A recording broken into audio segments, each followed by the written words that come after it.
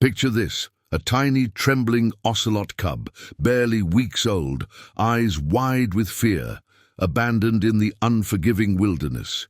Now imagine a rough-around-the-edges bar owner, a man who never expected his life to intersect with the wild beauty of the Amazon.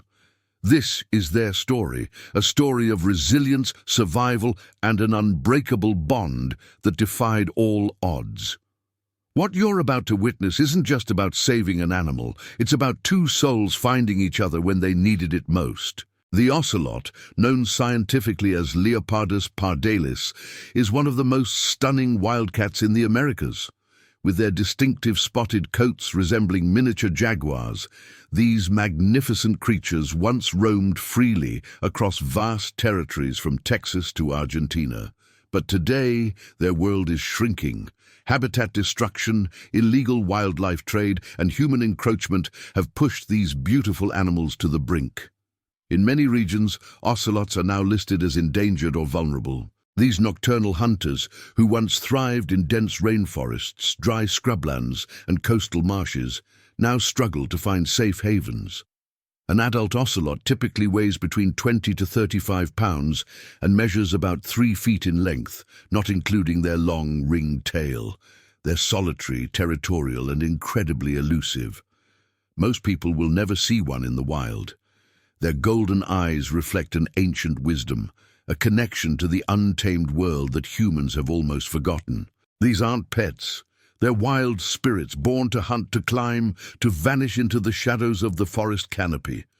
Understanding this makes what happened next even more extraordinary.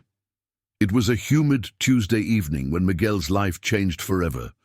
Miguel Rodriguez owned a small bar on the edge of a forgotten town, nestled where civilization met the rainforest. His establishment wasn't fancy, just cold drinks, simple food, and stories shared between locals and the occasional traveler. That evening, a frantic farmer burst through the door, his clothes torn and muddy. He'd been clearing land near the forest edge when he heard a sound that made his blood run cold. Not the cry of a domestic animal, but something wild, something desperate. Following the sound, he discovered a scene of tragedy. A mother ocelot lay motionless, victim to illegal hunters who'd fled at his approach. Beside her, barely visible in the undergrowth, a tiny cub mewed weakly. The farmer knew he couldn't leave the helpless creature to die, but he also knew he couldn't care for it. That's when he thought of Miguel. Everyone knew Miguel had a soft spot for strays. What they didn't know was whether that compassion extended to wild predators. Miguel stared at the tiny bundle the farmer placed on his bar counter. The cub couldn't have been more than 3 weeks old.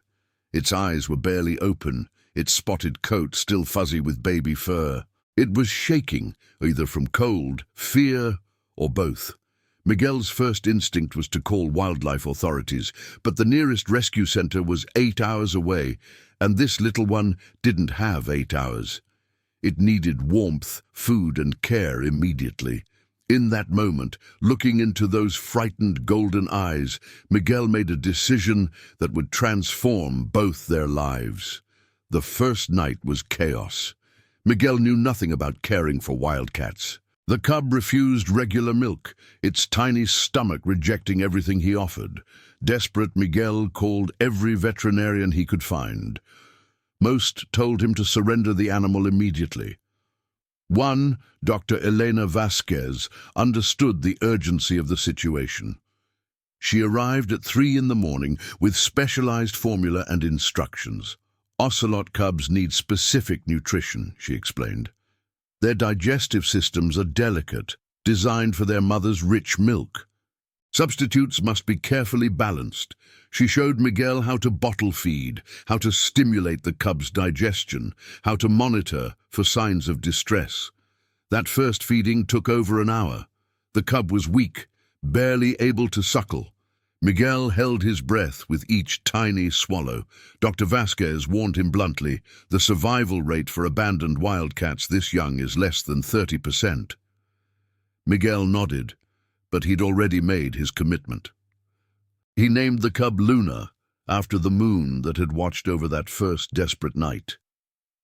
Before we continue with this incredible journey, I want to ask you something. If this story has touched you, if you believe in second chances and the power of compassion, please hit that subscribe button. Join our community of people who believe that every life matters. Smash that like button to help this story reach others who need to hear it. And share this video with someone who loves animals. Together, we can spread awareness about wildlife conservation and the importance of protecting these magnificent creatures. Now, let's get back to Luna and Miguel's story. The challenges came in waves. Luna needed feeding every 2 hours, around the clock. Miguel's bar staff thought he'd lost his mind.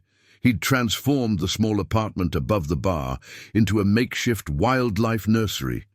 Blankets, heating pads, bottles, medical supplies, everything Luna might need. Sleep became a distant memory. Miguel would doze for 40 minutes, then wake to Luna's cries. He learned to read her vocalizations. A specific chirp meant hunger. A low growl indicated discomfort. A purr-like sound, rare at first, meant contentment. Dr. Vasquez became a regular visitor, monitoring Luna's weight, checking for parasites, administering vaccinations. She warned Miguel about the psychological challenges too. Ocelots are solitary animals with strong territorial instincts. Raising one in captivity, even temporarily, could cause behavioral problems. Luna needed appropriate stimulation, space to express natural behaviors, and eventually a decision about her future. Would she go to a sanctuary? Could she be released? These questions haunted Miguel, but for now, survival was the only goal. Week by week, Luna grew stronger. Her eyes, initially cloudy with the trauma of abandonment, brightened with curiosity. At 6 weeks, she began exploring beyond her nest box. Miguel Ocelot proofed his apartment, removing anything breakable, toxic, or dangerous. It wasn't enough. Luna climbed curtains, knocked over furniture, and discovered that Miguel's leather boots made excellent chew toys. She was, after all, a predator in training. Her baby teeth, sharp as needles, found everything. Miguel's hands bore countless scratches, battle scars from playtime that sometimes got too rough. But he never lost patience. He understood Luna's nature. She wasn't being malicious. She was being exactly what she was, a wild ocelot learning to hunt, to fight, to survive. Miguel researched obsessively, reading everything about ocelot behavior, diet, and enrichment. He built climbing structures, created hiding spots, and even rigged up a small pool, because ocelots, surprisingly, love water. His bar regulars started calling upstairs to check on Luna. She became the town's unofficial mascot, though only a privileged few ever saw her. Luna's diet evolved as she grew. Dr. Vasquez introduced raw meat, carefully selected to match what she'd eat in the wild. Whole prey items, when possible, because ocelots need bones, organs, everything for complete nutrition. Miguel's freezer transformed into something from a nature documentary: mice, rats, quail, fish. His staff joked about the horror movie aesthetic, but Miguel understood the importance. Luna wasn't a pet. She was a wild animal whose nutritional needs reflected millions of years of evolution. He watched her develop hunting behaviors. She'd stalk toy mice Miguel dragged across the floor. She'd pounce with increasing accuracy. Her body, initially weak and wobbly, became sleek and powerful. By 3 months, Luna weighed nearly 10 pounds, all muscle and attitude. Her coat had developed the stunning rosette pattern characteristic of ocelots, each marking unique, like fingerprints. She was breathtakingly beautiful, and Miguel felt the weight of responsibility grow heavier. This magnificent creature depended entirely on him. At 4 months, Luna's wild instincts surged. She became more aggressive during play, her bites more forceful. Dr. Vasquez explained this was normal. In the wild, young ocelots learn boundaries through interaction with their mothers, who correct them firmly. Miguel had to learn to do the same. It broke his heart to discipline Luna, but it was necessary. He used techniques recommended by big cat specialists, redirecting behavior, creating distance during rough play, never using physical punishment. Ocelots don't respond to dominance like domestic animals. They require respect, consistency, and understanding. Miguel also had to confront a painful reality. Luna was becoming too strong, too wild for his apartment. She needed more space, more appropriate enrichment. The question that had lurked in the background suddenly became urgent. What was Luna's future?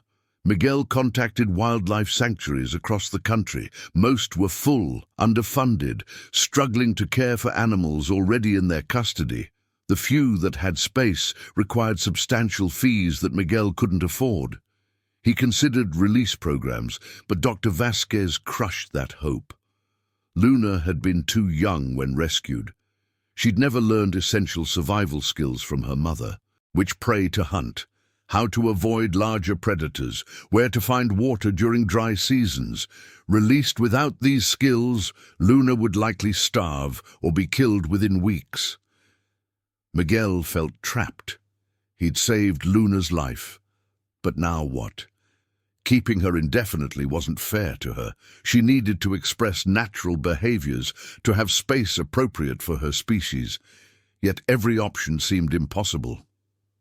During these dark weeks, Miguel's bond with Luna deepened. She sensed his stress. When he sat, defeated, contemplating impossible choices, Luna would approach softly, not demanding, not playing, just pressing her head against his leg, purring that rare, precious sound. In those moments, Miguel understood. This wasn't just about Luna anymore. They'd saved each other. The solution came from an unexpected source. A wildlife filmmaker passing through town heard about Luna. She'd been documenting conservation efforts across South America and was intrigued by Miguel's story. Her name was Isabella Chen, and she had connections. Within days, she'd arranged something Miguel thought impossible. A private wildlife reserve, 3 hours away, specialized in rehabilitation and permanent care for animals that couldn't be released.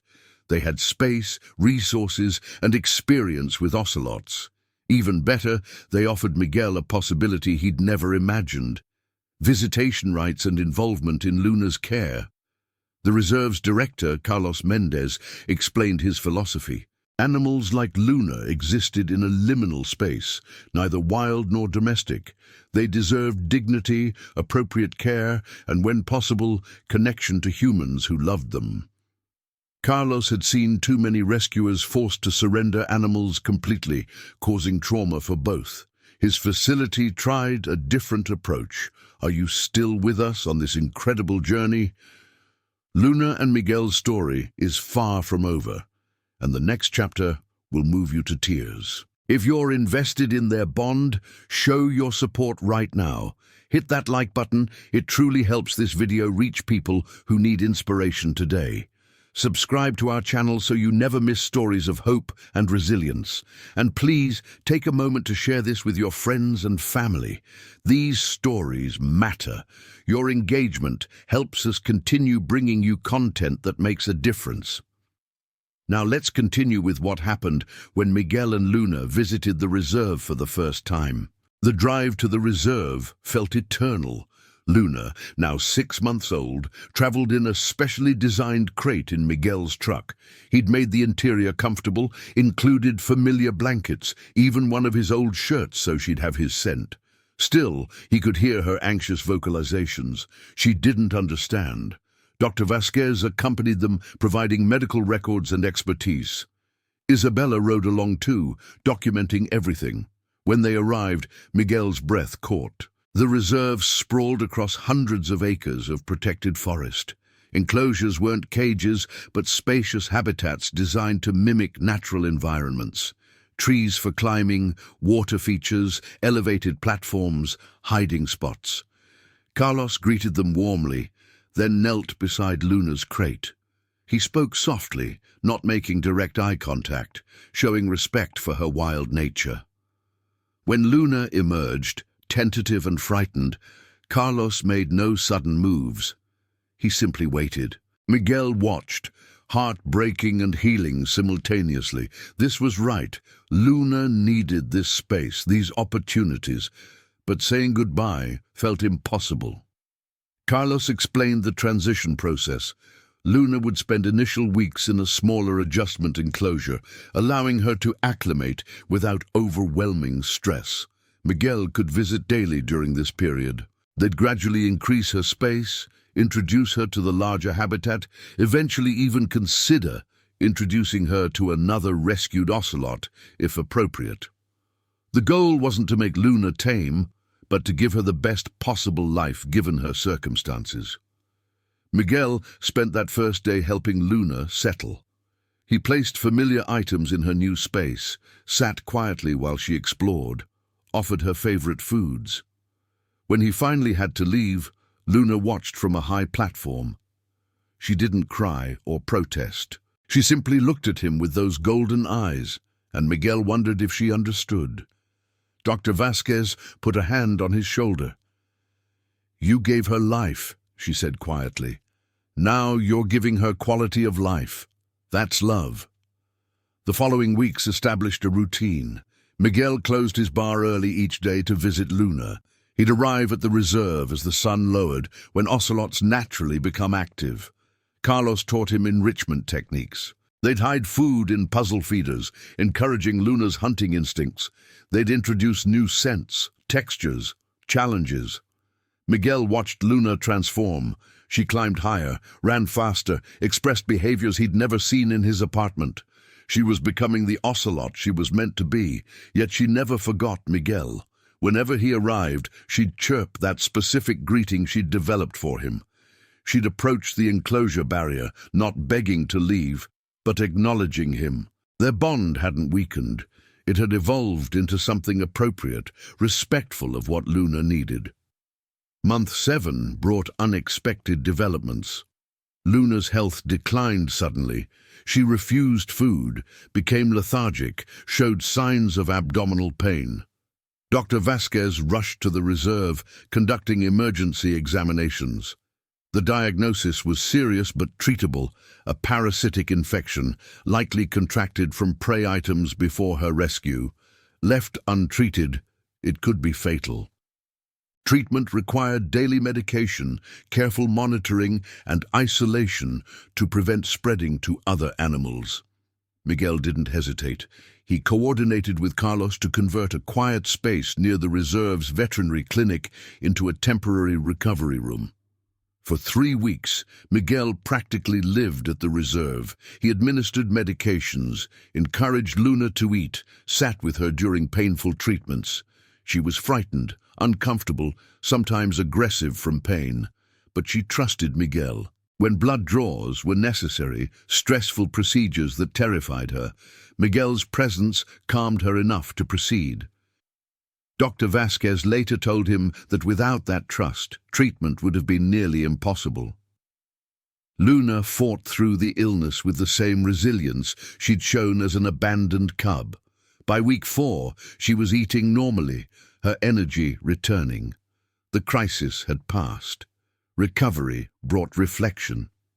Miguel realized how close he'd come to losing Luna, not just physically, but emotionally. When she'd moved to the reserve, part of him had wondered if their bond would fade. The illness proved otherwise. They were connected in ways that transcended proximity. Luna's return to her habitat was celebrated by reserve staff. She'd lost weight during illness, but quickly regained it. More importantly, her spirit returned. She resumed climbing, playing, expressing the joy that made her special. Miguel watched from outside her enclosure, tears streaming unashamed. This beautiful creature had survived against impossible odds. They both had. Together they'd overcome abandonment, uncertainty, illness, and fear. Their story wasn't about possession. It was about love that respected boundaries, that prioritized another's needs above one's own desires. Carlos approached Miguel one evening with a proposal.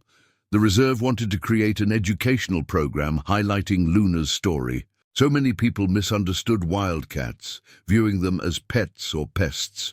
Luna's journey illustrated important truths. Wildlife belongs in wild spaces, but sometimes circumstances require human intervention. When that happens, proper care, expertise, and respect for the animal's nature are essential. Would Miguel be willing to share their story publicly, to help educate others about ocelot conservation, the dangers of illegal wildlife trade, and the importance of supporting legitimate rescue facilities? Miguel agreed without hesitation. If Luna's story could prevent one person from purchasing an illegal wildcat, could inspire one donation to conservation efforts, could save one animal from suffering, then sharing was his responsibility. Isabella's documentary premiered 6 months later at an international wildlife film festival. She'd captured everything: the frightened cub on Miguel's bar counter, the sleepless nights, the challenges, the bond growing between man and ocelot, Luna's illness and recovery, the reserve's important work. The film won awards, but more importantly, it sparked conversations. Viewers around the world connected with Miguel and Luna's story. Donations poured into the reserve, enabling expansion and rescue of more animals. Ocelot conservation organizations reported increased awareness and support. Miguel was invited to speak at schools, conservation events, wildlife forums. He, the simple bar owner who'd never finished high school, became an unlikely advocate for creatures he'd barely known existed a year earlier. Luna continued thriving at the reserve. At 18 months, she was fully grown, a stunning 40-pound embodiment of feline perfection. Carlos eventually introduced her to another rescued ocelot, a male named Shadow, who'd been rescued from a roadside zoo. The introduction was carefully managed, gradually allowing them to interact through barriers before full contact. It wasn't love at first sight. Ocelots are territorial, and both Luna and Shadow initially resented the intrusion. But over weeks, they developed a tolerant coexistence, sometimes even playing together. Watching Luna interact with her own kind filled Miguel with bittersweet joy. This was what she needed, connections appropriate to her species. Yet he couldn't deny the pang in his heart. She was growing beyond him, becoming fully herself. The second year brought another crisis, this time not medical, but environmental. Wildfires swept through the region during an unprecedented drought. The reserve, though not directly in the fire's path, was threatened by shifting winds. Carlos made the difficult decision to evacuate animals. Luna, Shadow, and 3 other wildcats were transported to a temporary facility 4 hours away. The evacuation was chaotic, stressful for animals and staff alike. Miguel abandoned his bar to help. For 72 hours he barely slept, assisting with transportation, setup of temporary enclosures, calming terrified animals. Luna, sensing the chaos, was particularly distressed. Miguel stayed with her enclosure, speaking softly, his familiar presence the only constant in the madness. The fires were eventually contained, miraculously sparing the reserve. But the experience highlighted the fragility of conservation efforts. Climate change, habitat destruction, human-caused disasters, all threatened not just wild populations, but rescue facilities struggling to provide sanctuary. Miguel returned home exhausted, emotionally drained, but more committed than ever. He transformed his bar into a fundraising hub. Monthly events, proceeds benefiting the reserve and other conservation organizations. He partnered with local schools, bringing students to visit Luna and learn about ocelot ecology. He worked with Dr. Vasquez to establish a wildlife emergency hotline, helping connect rescuers with resources. Luna's story had opened doors Miguel never imagined walking through. His simple bar, once just a place for drinks and conversation, became a community center for wildlife advocacy. Regulars joked that he'd accidentally started a movement. Miguel didn't see it that way. He'd simply followed his heart when presented with a creature in need. Everything else flowed from that single decision. We're approaching the end of this remarkable journey, but before we get there, I need your help one more time. This story of resilience and unconditional love deserves to be heard far and wide. If Luna and Miguel's bond has inspired you, if you believe in protecting our planet's incredible wildlife, show your support right now. Smash that like button. It really does make a difference in helping others discover this story. Subscribe to our channel for more inspiring content about the bonds between humans and animals. And please, share this video everywhere. Post it on social media, send it to friends, help us spread this message of hope and conservation. Your action right now could inspire someone else to make a difference. Thank you for being part of this journey. Now, let's conclude Luna and Miguel's incredible story. 3 years after that fateful night, Miguel stood outside Luna's enclosure as the sun set over the reserve. Luna, now a magnificent adult ocelot, lounged on her favorite platform, grooming Shadow, who tolerated the attention with dignified patience. She noticed Miguel, those golden eyes locking onto his. For a moment, time stopped. The world narrowed to just the two of them, connected across the barrier that kept her wild and him safe. Then Luna did something she rarely did anymore. She descended from her platform, approached the barrier, and pressed her face close. Not demanding, not begging, simply acknowledging. Miguel knelt, never touching, but close enough to see every beautiful spot on her coat, every whisker, every detail of the creature he'd helped save. Carlos joined him, watching the interaction. "You know what the most beautiful part of your story is?" he asked. Miguel waited. "It's not that you saved her," Carlos continued. "Lots of people rescue animals. The beauty is that you let her go. You could have kept her, made her dependent, turned her into something she wasn't supposed to be. Instead, you gave her the space to be wild, even though it broke your heart.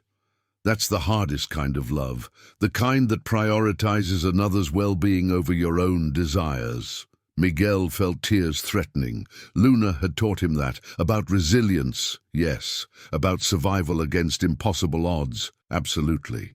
But mostly about love that transcends possession, that celebrates another's true nature, even when it means distance.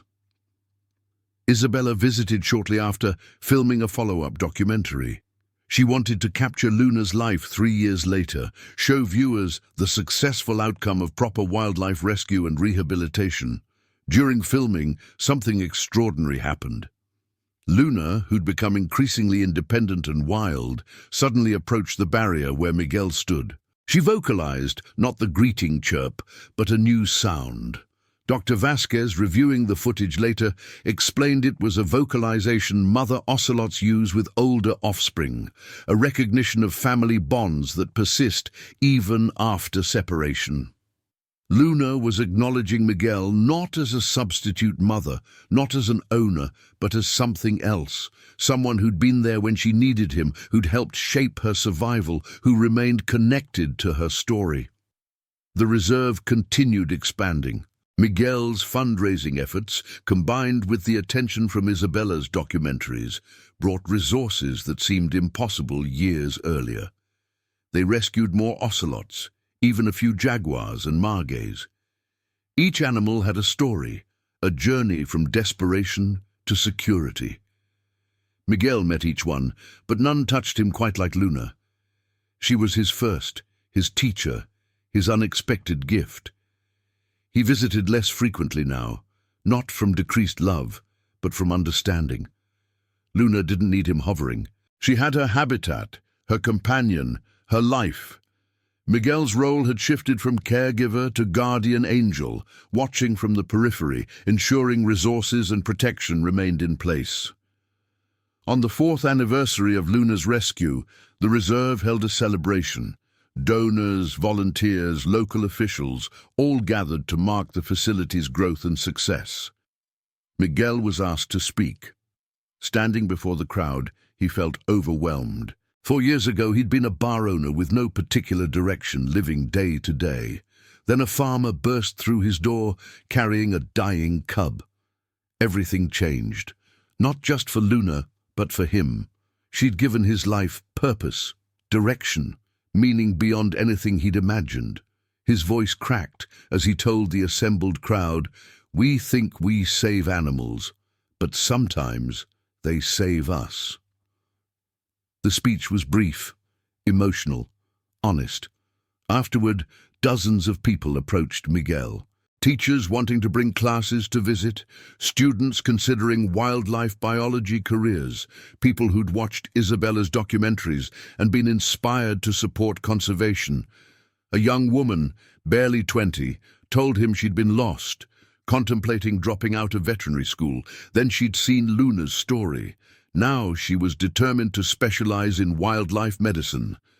Miguel hugged her, overwhelmed by the ripples spreading from that single night, that single decision to care. As years continued, Luna matured into the ocelot equivalent of old age. Her movements became less agile, her coat less lustrous.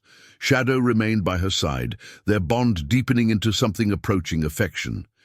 Miguel's visits became more frequent again, preparing himself for the inevitable. Dr. Vasquez warned him that Luna's time was growing short. At 9 years old, she'd exceeded the typical lifespan for ocelots in captivity. Each visit might be the last. Miguel cherished them, sitting quietly outside her enclosure, speaking softly, reminding her that she was loved, had always been loved. When Luna passed, it was peaceful. She died in her sleep, curled in her favorite spot, Shadow nearby. Carlos called Miguel immediately. The bar owner made the 3-hour drive in record time, needing to say goodbye. He stood outside her empty enclosure, feeling the weight of grief, but also gratitude. Luna had lived. Against every odd, she'd survived, thrived, experienced years of dignity and appropriate care. Not in the wild where she belonged, but in the next best option. She'd been loved, protected, valued. Her life had mattered. More than that, her life had changed the world in small but real ways. The reserve held a memorial. Staff, volunteers, donors, all gathered to honor Luna's memory. Isabella screened footage from the documentaries, showing Luna's journey from frightened cub to magnificent adult. There wasn't a dry eye. Miguel spoke again, talking about resilience, about second chances, about love that asks nothing in return. He announced a scholarship fund in Luna's name, supporting students pursuing wildlife conservation careers.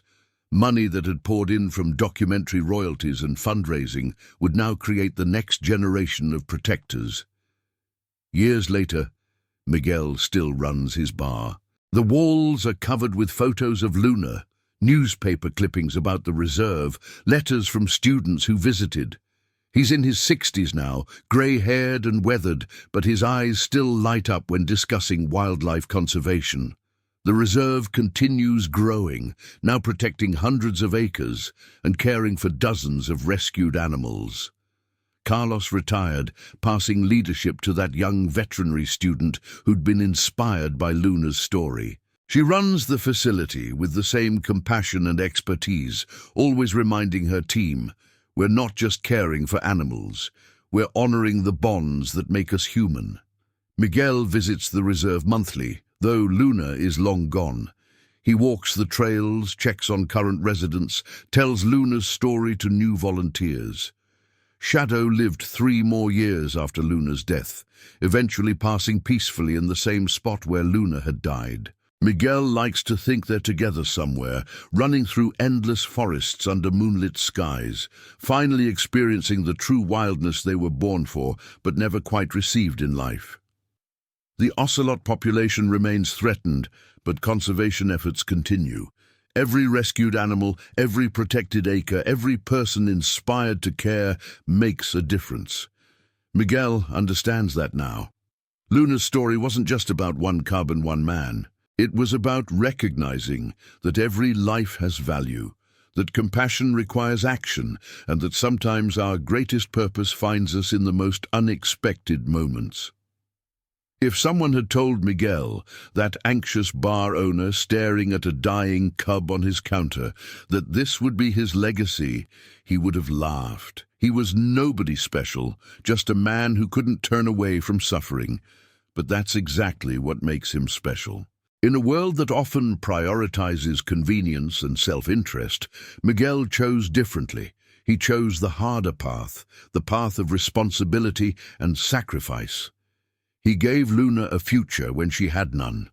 And in return, Luna gave Miguel something equally precious, a life of meaning, a story of hope, and the knowledge that one person truly can make a difference. Today, somewhere in the forest reserves of South America, ocelots still roam. Some are wild, born free and living as nature intended. Others, like Luna, exist in protected sanctuaries, given second chances by people who care. The work continues. The battles to preserve habitat, to stop poaching, to educate communities about coexistence with wildlife, these fights never end. They require persistence, resources, and most importantly, people willing to act when action is needed. People like Miguel. People, perhaps, like you. Luna's story ends, but the legacy continues. Every person who hears this story has a choice. To turn away, to assume someone else will handle these problems, or to engage, to donate to conservation organizations, to support wildlife rehabilitation centers, to educate themselves and others, to make conscious choices that protect rather than destroy, to recognize that humans and wildlife share this planet and our fates are intertwined. When ocelots disappear, when forests vanish, when biodiversity collapses, we all lose something precious and irreplaceable. This is the final message Luna and Miguel's journey offers. Hope exists, even in desperate situations. Resilience is real, for both animals and humans. Love transcends species, takes many forms and always requires sacrifice. But most importantly, individual actions matter. One man saved one cub, and that single act rippled outward, touching thousands of lives, inspiring countless actions, contributing to a larger movement protecting creatures that cannot protect themselves. Thank you for joining us on this incredible journey. Luna and Miguel's story is a testament to what's possible when compassion meets action. If you've been moved by their bond, if you believe in protecting our planet's magnificent wildlife, I'm asking you one final time to take action right now. Hit that subscribe button so you never miss inspiring stories like this. Give this video a like to help it reach people around the world who need to hear this message. And please, share it everywhere, post it on social media, send it to everyone you know. Together we can spread awareness, inspire change, and honor Luna's legacy by protecting the wild creatures that still need our help. Every view, every share, every comment helps amplify this message of hope and conservation. Thank you for caring, thank you for watching, and thank you for being part of the solution. The wild needs defenders, and maybe, just maybe, that defender is you.